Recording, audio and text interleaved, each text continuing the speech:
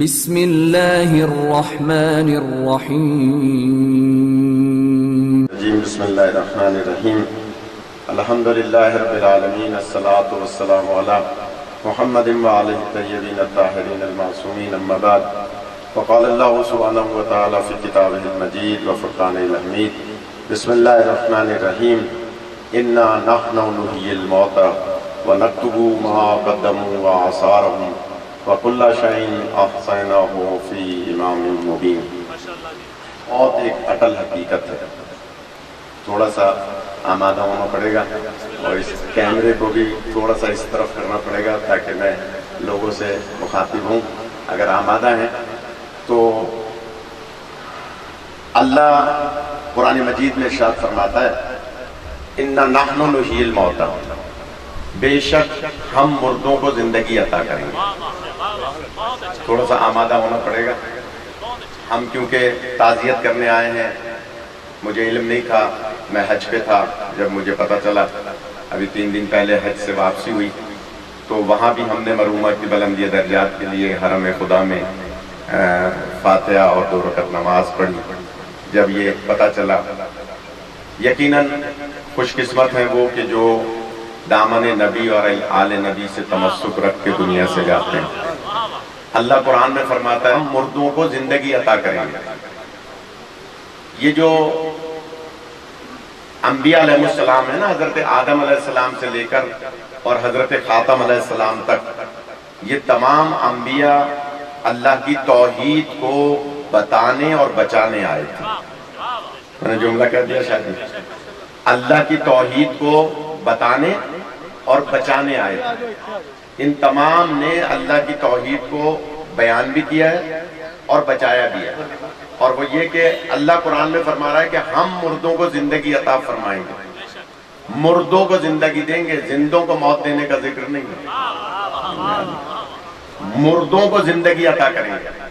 انبیاء علیہ السلام میں سے کسی نبی سے پوچھا کسی نے کہ ذرا یہ فرمائیے کہ بندہ پیدا کہیں ہوتا ہے اور دفن کہیں ہوتا ہے؟ آپ میں سے کتنے ایسے ہوں گے جو گاؤں میں پیدا ہوئے ہوں گے، دفن مثلا جڑاوالا میں ہو رہے ہیں؟ یہ ہماری بہن ذل ہما صاحبہ کہاں پیدا ہوئی ہوں گی؟ دفن یہاں ہوئی ہے۔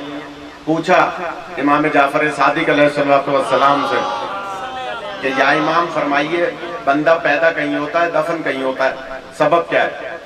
تو امام فرماتے ہیں کہ جب کسی بچے کا وجود اس کے جسم میں قرار پا رہا ہوتا ہے تو اللہ ایک فرشتے کی ڈیوٹی لگاتا ہے، وہ زمین کا ایک ذرہ اٹھا کر وجود میں شامل کرتا ہے۔ اس بچے کے وجود میں جب اس کا وجود اس کے ماں کے جسم میں قرار پا رہا ہوتا ہے تو وہ ذرہ مٹی کا اس کے وجود میں شامل کرتا ہے، اور ماں باپ کے ذریعے سے اور اس مٹی کے ذرے کے ذریعے سے جسے جوہر حیات کہا جاتا ہے، وہ ماں کے جسم میں پرورش پاتا ہے، پھر دنیا میں آتا ہے، دنیا میں زندگی گزارتا ہے، پھر جب اس کی موت آتی ہے تو دفن اس جگہ ہوتا ہے جہاں سے وہ مٹی کا ذرہ اٹھایا گیا ہو۔ اسی لیے کسی شاعر نے کہا ہے پہنچی وہیں پہ خاک جہاں کا خمیر تھا۔ اس کا مطلب کیا ہوا کہ خاک وہاں سے اٹھائی جاتی ہے۔ تو اب میں جلدی سے جملہ کہہ دوں، کتنے خوش نصیب ہوں گے جن کی خاک مدینے سے اٹھائی گئی ہوگی، کتنے خوش نصیب ہوں گے جن کی خاک کربلا سے اٹھائی گئی ہوگی، کتنے خوش نصیب ہوں گے وہ کہ جن کی خاک نجف اشرف سے اٹھائی گئی ہوگی۔ لہٰذا اللہ فرما رہا ہے ہم مردوں کو زندگی دیں گے۔ پھر امام فرماتے ہیں کہ وہ قبر میں بندہ چلا جاتا ہے اور وہ ذرہ جوہر حیات اس کے دماغ میں رہتا ہے، اسی لیے کھوپڑی انسان کی قبر کے اندر گلتی نہیں ہے، وہ ذرہ اس میں موجود رہتا ہے، اور جب حکم ہوگا قیامت میں اٹھانے کے لیے تو اللہ اسی ذرے کو حکم دے گا کہ تم اس کے پریشان اجزاء کو پھر اپنے ساتھ جمع کرو۔ اِنَّا نَحْنُ نُحْيِي الْمَوْتَى، ہم مردوں کو زندگی عطا کریں گے۔ پھر اسی ذرے کے ذریعے سے دوبارہ زندگی ملے گی اور سب کے سب قیامت میں کھڑے ہو جائیں گے۔ اس کا مطلب کیا ہوا؟ اللہ فرماتا ہے کہ ہم مردوں کو زندگی دیں گے اور ہم تمہارے اعمال کو بھی لکھتے ہیں۔